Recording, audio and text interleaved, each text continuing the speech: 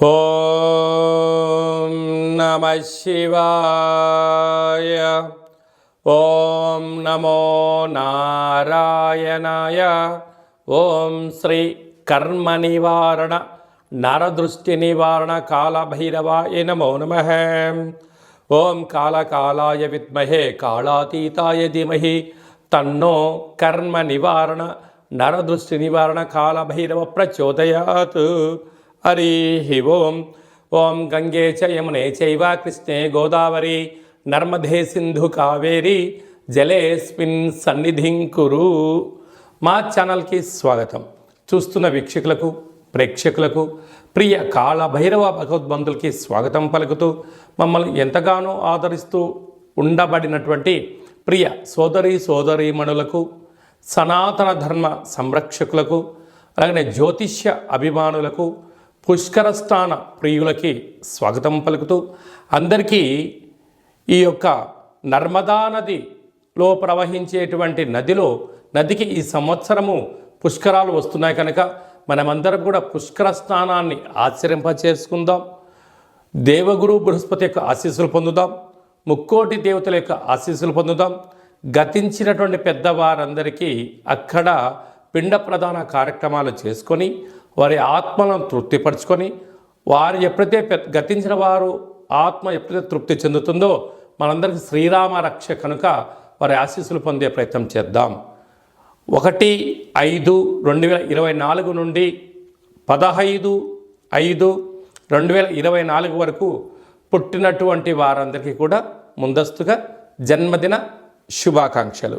గతంలో వివాహం చేసుకున్న వారికి వివాహ వార్షికోత్సవ శుభాకాంక్షలు. ద్వాదశ రాశుల్లో గ్రహ గమనాన్ని ఒకసారి వీక్షింపచేద్దాం. మేషరాశిలో రవి మరియు శుక్ర సంచార స్థితి. ఏడాది తర్వాత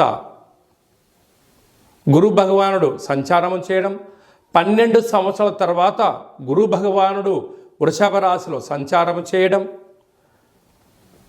కన్యరాశిలో కేతు సంచార స్థితి, కుంభరాశిలో శనచర స్వామివారు స్వక్షేత్ర సంచార స్థితి, మీనరాశిలో కుజుడు బుధుడు రాహు సంచార స్థితితో ద్వాదశ రాశుల్లో గ్రహ గమనాలు ఈ విధంగా ఉన్నాయి. మీనరాశి వారు చైత్రమాస అమావాస్య సందర్భంగా నర్మదా నది పుష్కరాల సందర్భంగా రాశాధిపతి దేవగురు బృహస్పతి 12 సంవత్సరాల తర్వాత వృషభ రాశిలో సంచారం చేయనప్పుడు ఎలాంటి ఫలితాలు ఉంటాయో ఈ వీడియోలో సవివరంగా సంపూర్ణంగా తెలుసుకుందాం. మీనరాశిలో ఏ నక్షత్రాలు వస్తాయనగా పూర్వాభాద్ర నక్షత్రంలోని 4వ పాదము, ఉత్తరాభాద్ర నక్షత్రంలోని 4 పాదాలు, రేవతి నక్షత్రంలోని 4 పాదాలు కలిపితే మీనరాశి అవ్వడం జరుగుతుంది. మీనరాశి యొక్క అధిపతి దేవగురు బృహస్పతి. చాలామందికి పుట్టినటువంటి కాల సమయంలో డేటా బర్త్లు లేనటువంటి కారణం వలన పేరు యొక్క మొదటి అక్షరాన్ని అనుసరిస్తూ ఆ రాశిని తెలుసుకునే ప్రయత్నం చేద్దాం.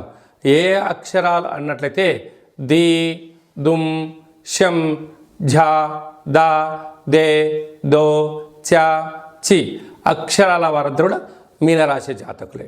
మీనరాశికి అధిపతి గురువు అవ్వడం, ఈ గురువు 12 సంవత్సరాల తర్వాత వృషభ రాశిలో శత్రుస్థానంలో సంచారం చేయడం వలన వీరికి రాశిలోనే కుజుడు బుధుడు రాహు సంచారం చేయడం వలన కుజదోషము, ధనస్థానంలో రవి శుక్ర సంచార స్థితి, తృతీయంలో గురు సంచార స్థితి, సప్తమంలో కేతు సంచార స్థితి, వ్యయంలో శని భగవానుడు ఏలనాటి శని సందర్భంగా సంచారం చేయడం వలన చాలా సున్నితమైన స్వభావం. ఏదైనా ఒక పనిని ఒక్కసారి చూస్తే వెంటనే గ్రహించి 10 సంవత్సరాలు ఎక్స్పీరియన్స్ కలిగిన వ్యక్తి ఆ పని ఎలా చేయగలడో వాళ్ళకన్నా వీళ్ళు రెట్టించిన ఉత్సాహంలో చేసేవారు ఎవరయ్యా అంటే మీనరాశి జాతకులు. అందుకే వీళ్ళు పత్రికా రంగాలలో సృజనాత్మకత, అందరికన్నా ముందు ఉండడం, అంతరిక్ష ప్రయోగశాలలో పనిచేయడాలు కానీ వ్యవసాయ కార్యక్రమాల్లో కొత్త ఉత్పత్తులను, సీడ్స్ను, ఆహార ఉత్పత్తులు, శీతల పానీయాలు, మినరల్ వాటర్ లాంటి వ్యాపార కార్యక్రమాలు, హోటల్ వ్యాపారాలు, తినుబండారాలు, అలాగనే మజ్జిగ ఉత్పత్తులు, పాల ఉత్పత్తులు, ఈ పరిశ్రమలు, చేపలు, రొయ్యలు, బిజినెస్ ఎక్స్పోర్ట్స్ అండ్ ఇంపోర్ట్స్, కొత్త రకమైన పంటల వాణిజ్య వ్యాపారంలో ఒక చోట నుంచి విదేశాలకు ఎలా ఎక్స్పోర్ట్ చేయాలి, సాంకేతిక నైపుణ్యత ఎలా వాడాలి అంటే అద్భుతమైనటువంటి వ్యాపార సామ్రాజ్యానికి కేంద్ర బిందువులు ఎవరయ్యా అంటే మీనరాశి జాతకులే అని చెప్తారు. ఒకవైపు ఏలనాటి శని ఉండినను వీరి యొక్క ఆత్మస్థైర్యం చేత, మనోధైర్యం చేత, తల్లిదండ్రులు నేర్పించిన విద్య ద్వారా, టెక్నాలజీని వీళ్ళు నమ్మడం వలన, సిస్టాన్ని నమ్మడం వలన వీరు వ్యాపార సామ్రాజ్యాన్ని ఇంతింత వడ్డింతనగా ప్రపంచవ్యాప్తంగా వీళ్ళు వ్యాపార విస్తరణ చేయబోతున్నారు. కనుక ఇలాంటి కాల సమయంలో వీలైనంత వరకు తొందరపాటు నిర్ణయాలకు ఇది సరైన సమయం కాదు. మీ జన్మ నక్షత్రం రోజున అమావాస్య పూర్ణిమ తిథి యందున దూరవాయు జల ప్రయాణాలు పెట్టుకోవద్దు. పంచభూతాలతో చెలగాటం ఆడిన వారు ఎవరూ కూడా బాగుపడినట్టు చరిత్రలో లేదు. కనుక వీలైనంత వరకు ధర్మబద్ధంగా ఉండండి, న్యాయంగా ఉండండి, ధర్మాన్ని నమ్మండి. విద్య ద్వారా వినయం, వినయం ద్వారా ఉద్యోగం, ఉద్యోగం ద్వారా వచ్చిన ధనాన్ని స్థిరచరాస్తులుగా మార్చడంలో మీనరాశి జాతకులే మొదటి వరుసలో ఉంటారు. కనుక వీరు వీలైనంత వరకు ఈ అమావాస్య రోజున కాళభైరవ స్వామికి మినపగారెల వడలను నైవేద్యంగా ఏర్పాటు చేసి స్వామివారికి ఒక కాళభైరవ ముడుపు కట్టడం వలన కష్టాలన్నీ కూడా తొలగిపోతాయని చెప్పి గమనించాలి. మే నెలలో ముఖ్యమైనటువంటి పండుగల గురించి క్లుప్తంగా తెలుసుకుందాం.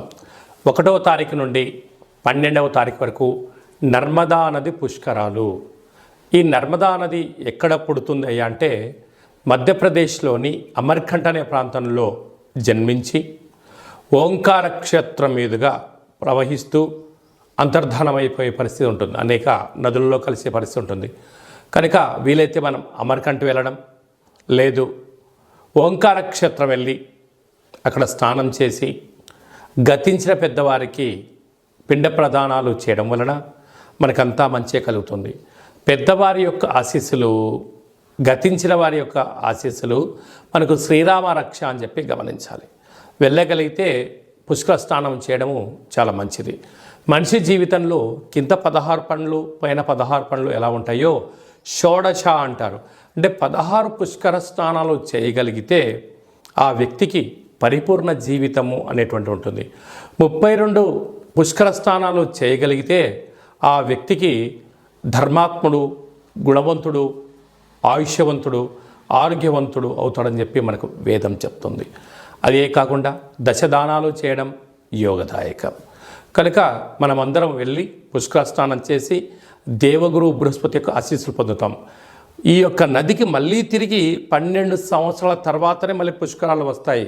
కనుక ప్రస్తుత కాలమానంలో మనం ఉన్నాం కనుక మనమందరం వెళ్దాం, నర్మదా నది పుష్కరాలలో స్నానం చేద్దాం, భగవంతుడి యొక్క ఆశీస్సులు పొందుదాం. అలాగనే వెళ్ళలేనటువంటి వాళ్ళు ఎవరైనా ఉన్నట్లయితే మీ యొక్క గోత్రనామాలు, మీ పేర్లు వాట్సాప్ ద్వారా పంపించగలిగినట్లయితే, గతించిన వారి యొక్క తిథిని అది పంపించగలిగినట్లయితే నర్మదా నదిలో పిండ ప్రదానాలు, పుష్కర స్నానాలు, అలాగనే కాళభైరవ హోమ కార్యక్రమాలు అక్కడ చేయడం జరుగుతున్నాయి. కనుక మీకు ఆ నర్మదా నది నుంచే వాట్సాప్ ద్వారా ప్రత్యక్ష ప్రసారాన్ని చేయించి చూపించి ప్రసాదంగా మీకు ఆ నర్మదా పుష్కర జలాన్ని మీకు అందజేయడం జరుగుతుంది. ఆసక్తి గలవారు ఈ కిందనే మనం సంప్రదించి పుష్కర స్నానానికి సంబంధించినటువంటి వివరాలు తెలుసుకొని మనము పుష్కర స్నానాన్ని ఆచరింపచేద్దాం, ధర్మాన్ని కాపాడుకుందాం, భగవంతుడి యొక్క ఆశీస్సులు పొందుదాం. ఇంకనూ మనం విజయం సాధించగలగాలి అన్నట్లయితే ఈ యొక్క పాత్ర కంచు పాత్ర అంటారు. ఈ యొక్క పాత్రలో 12 రాసులు అచ్చు వేయడం జరుగుతుంది. ఈ యొక్క పాత్ర యొక్క విశిష్టత ఏమిటనగా స్వర్ణాకర్షణ కాళభైరవ అక్షయ పాత్ర అంటారు. అక్షయము అనగా నశించబడినటువంటిది. ఒక్కసారి చూద్దాం.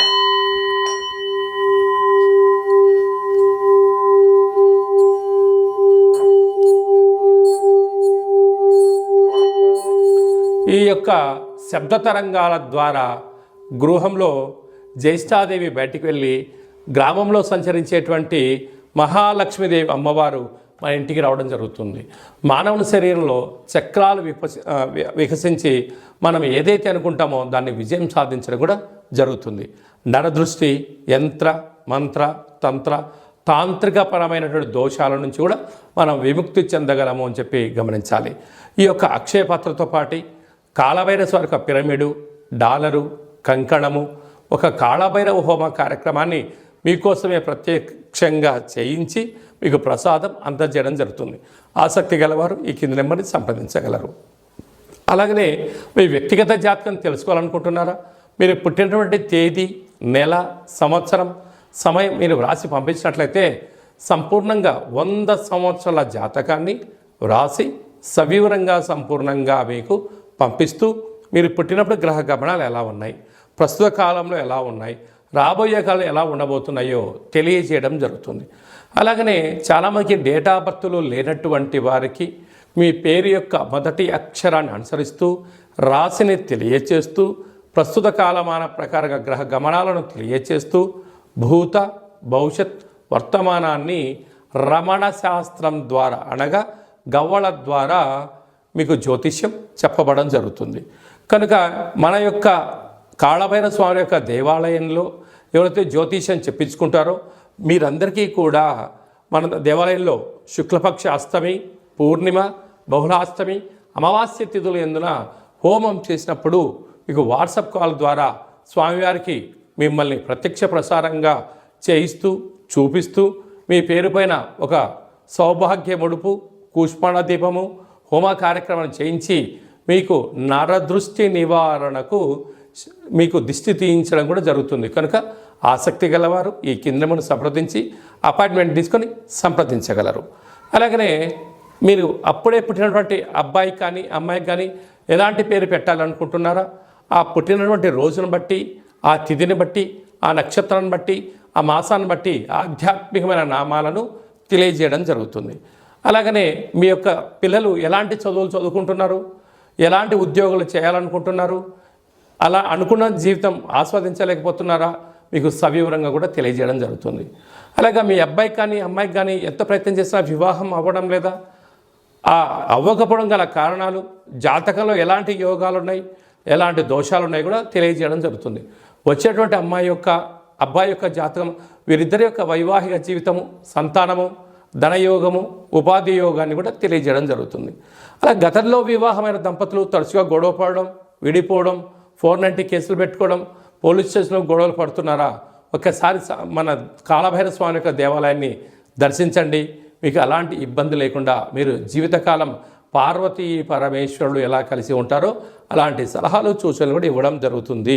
అలాగనే మీరు నూతనంగా ఏదైనా వ్యాపారాలు ప్రారంభించాలి అనుకుంటున్నారా? మీ యొక్క జాతకరీత్యా ఎలాంటి వ్యాపారాలు ప్రారంభించాలో కూడా తెలియజేయడం జరుగుతుంది. మన యొక్క దేవాలయంలో సంచిత, ప్రారబ్ధ, ఆగమిక కర్మ నివారణ కోసం పూజా కార్యక్రమం చేయించి మీరు మోస్తున్నటువంటి కర్మను కాళభైరవుడి యొక్క సేవకులకు అన్నదానమును చేసి మీ యొక్క కర్మను తొలగించుకునే ప్రయత్నం చేయండి. అంటే ఆ భోజనం చేసేవారు చెప్తారు, అయ్యా మీరు మోస్తున్నట్టు కర్మను నేను కాళభైరవ స్వామికి సేవ చేస్తున్నందుకు మీ కర్మను నేను తింటున్నాను, మీకు ఉత్తమ గతులైనటువంటి ఒక బట్టి విక్రమార్కుడిలాగా, ఒక శివాజీ చక్రవర్తి లాగా, ఒక అశోకుడు లాంటి మహనీయుడు లాంటి జీవితాన్ని మీరు పొందునుగాక అని చెప్పి ఆశీర్వదించి భోజనం చేయడం జరుగుతుంది. కనుక మీ యొక్క కర్మను తొలగించుకునే ప్రయత్నం చేయండి. భగవంతుడి యొక్క ఆశీస్సులు పొందగలరు. ఓం శతమానం భవతి శతాయు పురుష సతేంద్రియ ఆయుష్యేవేంద్రియే ప్రతిష్టతి ధనం ధాన్యం బహుపుత్రలాభం శత సంవత్సరం దీర్ఘమాయు సర్వే జనా సుఖినో భవంతు లోకా సమస్తా సుఖినో భవంతు. సర్వం శ్రీ నర్మదా నది బృహస్పతి దేవత అనుగ్రహ అచితాంగ కాళభైరవ రుద్రదేవత అనుగ్రహ ప్రసాద సిద్ధిరస్తు తదాస్తు. ఈ వీడియో మీకు నచ్చినట్టయితే లైక్ చేయండి, షేర్ చేయండి, మా ఛానల్ని సబ్స్క్రైబ్ చేసుకోండి. మేము చేస్తున్న ఆధ్యాత్మిక వీడియోలు మీకు ముందస్తుగా నోటిఫికేషన్ రావాలి అన్నట్టయితే మా ఛానల్ని సబ్స్క్రైబ్ చేసి పైన ఆల్ అనే బటన్ ప్రెస్ చేసి గంట సింబల్ కూడా ప్రెస్ చేయండి. భగవంతుడి యొక్క ఆశీస్సులు పొందండి. హిందూ ధర్మాన్ని కాపాడండి.